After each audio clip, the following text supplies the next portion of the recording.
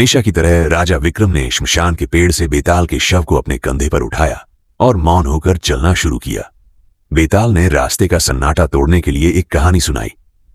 हे राजन, प्राचीन समय में धर्मपुर नगर में एक बहुत ही धनवान लेकिन महाकंजूस सेठ रहता था। उसके पास अपार संपत्ति थी, लेकिन वह एक कौड़ी भी दान नहीं करता था।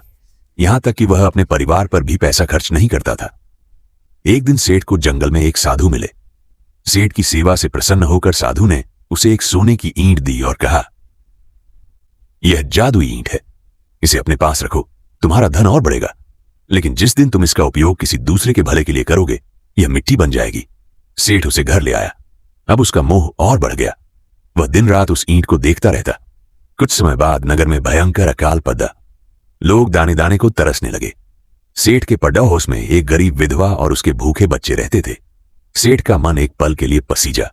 उसने सोचा कि अगर वह इस ईंट को बेच दे तो पूरे गांव का पेट भर सकता है, लेकिन उसे डर था कि ईंट मिट्टी बन जाएगी।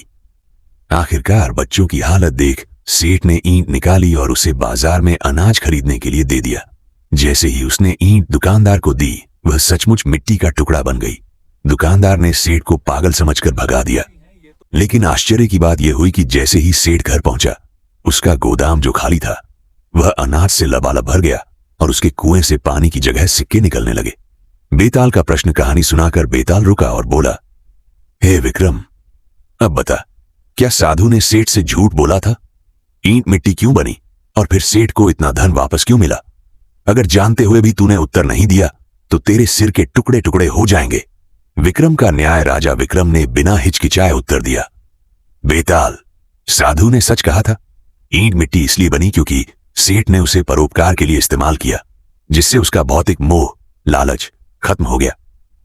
मिट्टी बनना इस बात का प्रतीक था कि त्याग के सामने सोने का कोई मूल्य नहीं है। और उसे धन वापस इसलिए मिला क्योंकि जब मनुष्य निस्वार्थ भाव से अपना सर्वस्व दान कर देता है तो प्रकृति उसे 100 गुना करके वापस देती है। सेठ अब कंजूस नहीं बल्कि एक सच्चा दानी बन चुका था।